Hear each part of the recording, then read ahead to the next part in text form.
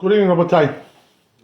This morning we talked about the issue of Talmud Torah, that everybody is obligated to learn Torah every day, every Jew, in the morning and also at night. There's two obligations, right? In the morning you have to learn a little bit, at night a little bit. But now I want to talk a little bit about the women, right? Are the women obligated to learn Torah? So you know that they're not obligated, right, to learn Torah. Talmud Torah is only really for the men. So the only obligation that the women have is to know the halachot that are practical for them. You know, how to work the kitchen, how to go to the mikveh, right? Things like this, or kashrut, the things that they have to do, practical things we have to teach them those things. But Talmud Torah is for the men, to be osek b'Torah. So what does that mean to be osek b'Torah? That means that a person has to toil in the Torah, you know, to work, to understand, to go deep, understand all the opinions, to understand what Rashi is saying, Tosfot, Rashba, Ritva, right? What is the Bet Yosef saying? Understand all these things, you know, to work, to make your mind work in Torah. That's what a man is obligated to do. But a woman is not obligated to do this. It's interesting, by the way, that there's a machloket about this in Masechet Sotah. Over there it talks about the issue that if, let's say, lo aleinu, right, if a woman cheats on her husband, you know, went with another man, so what happens was that they make her drink the bitter waters of the Sotah, and it tests her to see if she's guilty or if she's innocent, you know? So there's something the Gemara says over there, very, very fascinating. It says that if she has the merit, the zechut, the woman, of Talmud Torah, that she learns Torah every day, or something like this, you know? Like a man does, you know, something like that. If she has the zechut of Talmud Torah, her punishment will be delayed for about 1, 2, 3 years maybe, you know? She won't die right away. Even though she's guilty. She cheated on her husband. But the Talmud Torah will save her. For 1 or 2 or 3 years, like this. That's what it says. So, one of the Mefarshim over there, right? One of the Tanaim, he says you learn from here that what? That a person always should try to teach his Torah, to teach his Torah, to try to teach his daughter Torah. Why? Because you see that it saves her from all kinds of calamities. So therefore, the proper thing to do is to teach her Torah. That's one opinion in the Gemara over there, in the Talmud, Masechet Sotah. But there's another opinion that says, no. Don't teach your daughter Torah. Not a good idea. So over there they bring 2 reasons why it's not a good idea to teach your daughter Torah. One of them is because they don't understand so good, you know, the depths of the Torah, the Talmud, these things, you know. The women don't usually have a capacity for this. Their minds are not built for that. By the way, they have something else, which is also very good. They have also intuition, you know, Binah. They have the Binah that women, Kadosh Baruch Hu gave them a special Binah to understand things very well. But this is not exactly like what we learn Talmud. This is already a different thing. It's Chokhmah. It's a iyun. And this, the women are not so good at them. But most women are not so good at this. So therefore, right, says one of the opinions over there in the Gemara, that if you teach your daughter Torah, you know what's going to be, right? She's going to misunderstand what it says over there. She won't understand because she doesn't have the capacity to understand it. And she's going to say all kinds of silly things, you know, which are not true, not according to the Dat Torah, not according to the Svara Yeshara, the straight path of Torah. You're not going to be able to understand that. That's one opinion. Another opinion says, also another reason why you shouldn't teach your daughter Torah. The reason is because, you know what happens, right? When you start to learn Torah, you know what happens, right? You become very crafty, you know, very wise. So you know how to be also, you know, tricky, you know how to do tricks. You know, a person who learns Torah, he gets this wisdom, you know, he knows how to do all kinds of things, to maneuver, right, all kinds of things, and to be crafty, you know. So the thing is that we don't want the women to learn this. Why? Because if it makes them crafty, this will teach them to lo aleinu, to cheat, you know, or to do all kinds of things like this, you know, to do things which are immoral. They could use it in the wrong way. This is another opinion why they're not supposed to learn Torah. We have 2 opinions over there. So what's the halakha then, right? How does the halakha come out? So if you look in the Rambam and the Shulchan Aruch and most of the Rishonim, they say that you're not allowed to teach your daughter Torah. So what does that mean? That a person shouldn't, you know, sit down. You know, if he has sons, right? Okay, go sit with your sons and teach them Gemara. You know how to learn Gemara, how to learn Mishnah Brura. You know, some Shulchan Aruch, Bet Yosef. Teach them. That you should teach them. But don't teach this to the girls, right? You don't want that.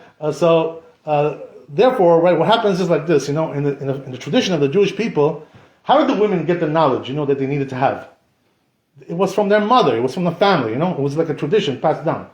She watched what her mother did, and that's what she does, you know, and her parents teach her in the house how to behave like a Jew, how to be Jewish girl, how to be a tzanua, how to be modest, how to take care of the home, all these things they learn from the home.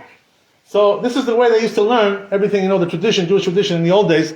But now, today, right, you see, we send the girls to school. By the way, in the old days, it wasn't like that. 100 years ago, the girls weren't going to school. 200 years ago, they weren't going to school. They were staying home with their mother.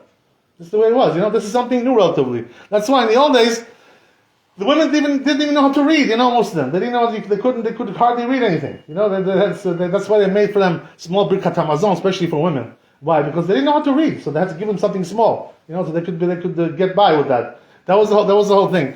But what happened was, the truth is that as time went along, in the generation of the Chafetz Chaim, alav shalom, which was about 100 years ago, what happened was that they saw that something was going wrong.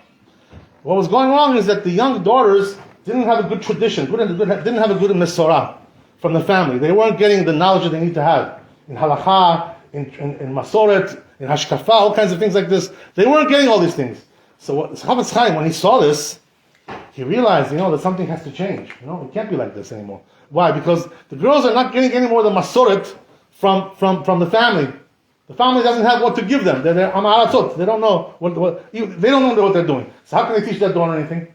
So this is the reason why they made the system Bet Yaakov, which was made by the Ashkenazim, the Bet Yaakov system of the schools of the girls, the yeshivot for the girls. Why they make this? The reason was because they knew, right? Otherwise, the girls will not be able to learn at home what they need to know to be a good Jewish girl. This is the reason why. So this is the reason why today we have girls, they're going to Bet Yaakov, they're going to yeshivot. This is the whole thing, This was brought in by the Ashkenazim, but also it was accepted by the Sephardim as well. Why? Because they saw that this is, it's proper to do this way now. There's no other choice. Et la'asot la'Hashem, heferu toratecha. There's no choice. Sometimes you have to break the Torah, because there's no other choice. This is what they did. But the question is, what do you teach them? So the truth is, the proper thing to do, what they do in the schools today, I remember from my daughters, who went through the schools, I saw what they teach them in Israel. They teach them, the truth is, the curriculum over there is very strong. They teach them a lot of Torah, like almost like a rabbi, like they become these girls, it's like it's unbelievable how much Torah they teach them over there. They cram them in, stuff them in with Torah, it's unbelievable. So they teach them, Tanakh and Mefarshim, Rashi, Ramban, all kinds of things like this. They teach them also halachot, Kitzur Shulchan Aruch, what to do, in the family, what to do in the house, all these kinds of things. They teach them also this. Also, they teach them also other things, which may be going a little bit too far. Some yeshivot, like the more modern, yeshivot, they teach them also Gemara, and things like this. The truth is, this is not proper to do that. They don't need to know Gemara. What do the girls need Gemara for? It's not necessary for them. That doesn't teach them anything about being a good Jew or whatever. Most of the sugyot over there are difficult sugyot, lamdas, more like challenging sugyot. This is not really for women. I'll tell you something funny. I heard like 50 years ago. What happened was that there was a group of girls who just graduated from Bet Yaakov. So they told them, we'll take you now to the big Chacham, and he'll give you a blessing, the big Gedol Hador.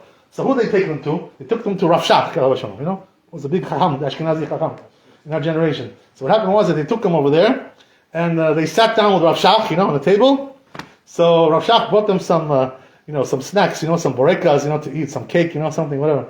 So what happened was that the girls, they were like, smart girls, wise, So they started to ask Rav Shach questions, like in Svara, in Halacha, all kinds of things, They asked him a question about some Ramban, that they learned in the Bible and in the Tanakh, something Perush on the Ramban. They asked him this, we don't understand, Rabbi, can you explain to us? This, we have a problem with this. And they told Rav Shach. So Rav Shach answered them. He told them, he answered them like this. He said, tell me, do you know how to bake? Can you bake some cake? Do you know how to? That's what you know what he meant to tell them? Like, you're going a little bit too deep, into the Torah. Well, you don't need to. You're a woman. You know what I mean? Learn how to bake. Go and learn how to make a cake and some breakers. Some pastries. Why are you going so deep into the Ramban? What, this is your job as a woman to be doing the Ramdanut in the Ramban? This is not the job of the woman. So this is the reason why he told them what he told them. So therefore, right, the rule is like this. But here's the thing, right? That there are some women, by the way, who are very smart, and they become chachamim, they become Talmid Chacham. It happens, Most of them, as we said, right, they're not like this. They usually don't like to learn Gemara and all kinds of things like this. They're not into it. But when it comes, to some of them, 1 out of 1,000, 1 out of 10,000, something like that, or maybe a 1 out of 1,000,000. I don't know what it is. Some of them become really chachamim, like we have in the Tanakh, right? We have in the Bible, we have Devorah, right? Devorah, she was a neviah, she was a prophet, but also she was a Dayan. She was a Dayan of that generation. Can you imagine? Shofet. She had a bet din, and people used to come to her to be judged by Devorah's bet din. Is a woman allowed to be a Dayan? I ask you a question. Is it allowed? Not allowed according to halakha. Right? A woman is not allowed to be a Dayan. She's not allowed to be also a Chacham of Keilah. She's not allowed to be something like that. She can be a Rabbanit, teach the women Torah. She can do that, no problem. But what, to be Dayan, to be what, the chief rabbi? Who allowed the? So how did Devorah become Dayan? This is the question, What happened? How did they make her Dayan? You know what they say, right? Because there was nobody except her in that generation. She was the only one who knew how to do Dayanut, properly, how to judge properly. So therefore they made her the Dayan. There was no choice. Right? Same thing, When there's no choice, and there's a woman who's big, in Chokhmah, we teach her. So this is the rule. Same thing, in the Talmud, we had the Rabbi Meir's wife, Beruria. So she was also a big Chacham, this lady. She was Talmid Chacham, real Amiti, She used to even teach Rabbi Meir, her husband, sometimes, how to darshan properly, the psukim, how to do all kinds of things. It says in the Talmud like this, She used to rebuke him, and also his friends as well. There's a story about Rabbi Yossi Aglidi. I think it's in Masechet Eruvin. It's also over there, right? That Rabbi Yossi Aglidi, one time, big Chacham, big Tana. He was going to Tveria, he wanted to go to Tveria, in the north. So he saw Beruria over there, in the street, She was there, on the crossroads, right? So he asked her a question. He says, which road goes to Tveria? So she got angry at him, So what happened was that she gave him a kick, Fuck. She gave him a nice kick. He told him, Gelila sheta'ah. You know what that means? You're a shateh, debil, debil. Like this, you're an idiot. He told him. Why idiot? What's the reason? Why? He says, you're talking to a woman. Doesn't say in the halakha, don't talk to a woman. Don't talk to a married woman. I'm a married woman. What are you talking to me for? This is what she told him, So, he asked, right? He says, what should I do? I need to know the way. I don't have GPS, I need to know which way to go to Tveria. What do you want from me? So he says, yeah, but he says, you said 3 words. Which way to Tveria? You should have said 2 words instead. You said 1 extra word, he said. Because of that, I kicked you. This is what happened, right? So Beruria was a big Chacham, but not only that, they say in the Talmud also as well, that they used to teach her also, halachot, the Chachamim of that generation. They used to bring her into the yeshiva and teach her halachot together with them. So she was like a part of the group of Chachamim in that generation, So she was like a big Chacham. So what do you see from there? You see from there that there are rarely, some women who are like big Chacham like this, Talmid Chacham. They come out to be real Talmid Chacham. We're not allowed to teach them, but what it is? They learned on their own. They went, and they learned on their own. They listened in, they went to the shiurim, they listened over there. They picked up some books, over here, all kind of things, right? They listened and they became Chacham. So the question is, right? What about if you have somebody like this in your family?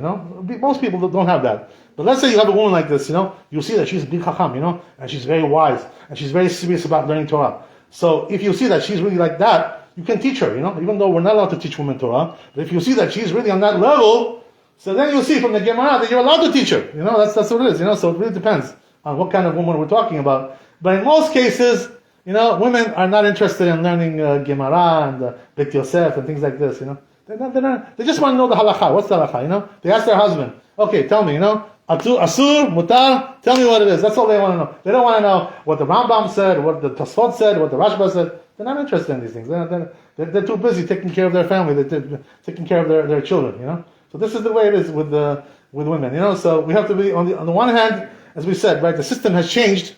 Now we send them to school and we teach them. But in the end, right? I'll tell you, there's also modern Orthodox. And they call themselves, by the way, Orthodox. But really, the truth is, modern Orthodox is not a good place to be. Don't go there. Don't go to their synagogues. Don't participate in their activities. They're not good people. They're not kosher Jews. Modern Orthodox. They do all kinds of strange things. They call themselves Orthodox. But they're not 100%, they're a little bit shaky, these people, you understand? Not a good idea to be with them. What they do is that they teach, the women, they have Gemara classes for women. They teach Gemara, This is already, going too far. It's not the proper thing to do. Also in their schools, by the way. Some of their schools also we have here in New York. Some of their schools, they're teaching the girls Gemara. This is better not to send your daughter to a place like this, Send her to a good yeshiva. Which traditional, yeshiva, which teaches the proper way. Baruch Adonai le'olam, amen, amen.